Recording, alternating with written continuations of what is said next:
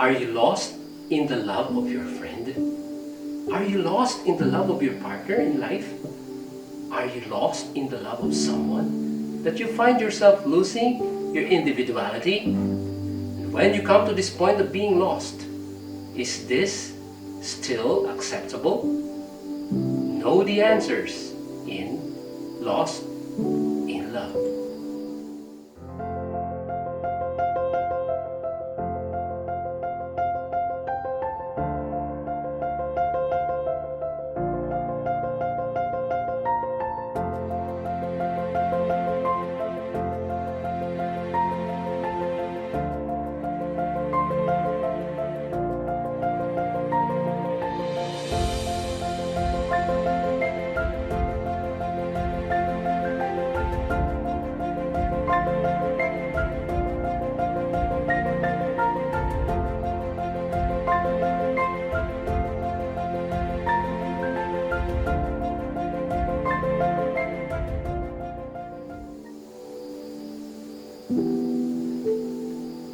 From the very onset, our parents, the very first couple, Adam and Eve, have experienced this being lost in love.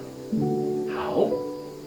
We all know that Eve was the first to have a bite of the apple because of the devil's deception. And then she gave to her husband Adam, and he ate as well. Genesis 3, 1-6. And just like that, it was instant. From then on, man was not only lost in the love of his partner, but have lost also his innocence. Genesis 3 verse 7 says, "And the eyes of them both were opened, and they knew that they were naked. And they sewed fig leaves together and made themselves aprons." From then on, that openness, that trust to each other and to God was lost. They started hiding from Him. Genesis 3:8. Man was lost in the confines of his own sin. This can be man's version of being lost in his love for someone, but what was sacrificed? He has lost true love, and from there, it was a downhill ride. Fast forward to the New Testament of the Bible, when true love may have been misunderstood already or even forgotten.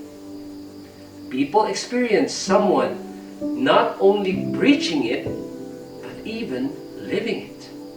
His whole life was true love itself. He defined true love. He said, "For God so loved the world that He gave His only begotten Son, that whosoever believeth on Him should not perish, but have everlasting life. For God sent not His Son into the world to condemn the world, but that the world through Him might be saved." This man was Jesus, and he told this very famous text to a very intelligent man during his time, whose name was Nicodemus. But it seems that this man Nicodemus, with all his brain cells, cannot grasp the meaning of agape love. He cannot comprehend it for a reason, because during this time it is said that the word agape, benevolent love, or a love that gives the need of the one love, was not in the Greek vocabulary. Man has forgotten true love in all its worth and beauty. Just like our parents, we have lost this love. We all know how to love. It is a God-given thing. And 1 John 4:8 says, "He who does not love does not know God, for God is love." God gives us the ability to love because He is love. So, we know how to love someone of the opposite sex. We know how to love dearly our children. We reserve a special kind of love for our friends. We can love doing a task, but what is the love? And what is God's love? To be honest, after I have talked about this and even until the next episode related to this, we will not even scratch the surface of this love. It is a kind of love that is almost incomprehensible. It is more of a giving love without expectations of return. 2 Corinthians 12:15 reveals, "And I will very gladly spend and be spent for you, though the more abundantly I love you, the less I be loved." From a wonderful point of view, this agape love is unconditional, that a person like the Apostle Paul can love and spend very gladly for his brothers and sisters, to love more and expect less from it. But let me be quick to add that we do not give this love in terms of material things. No, no.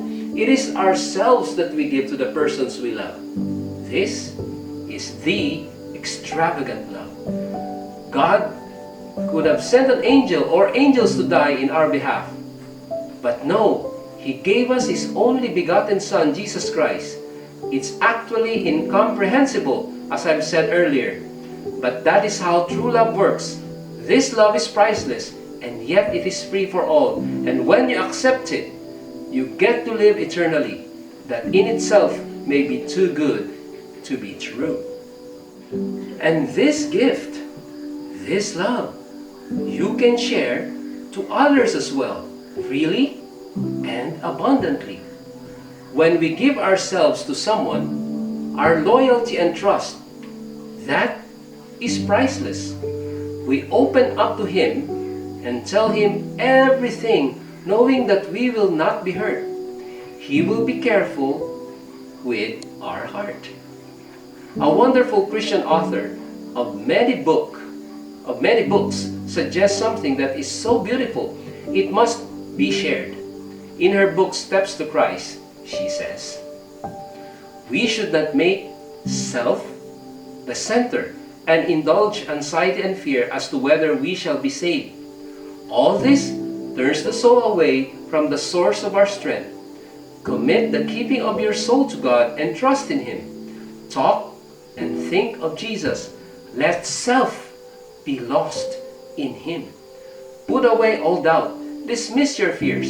Say with the Apostle Paul, I live, yet not I, but Christ liveth in me.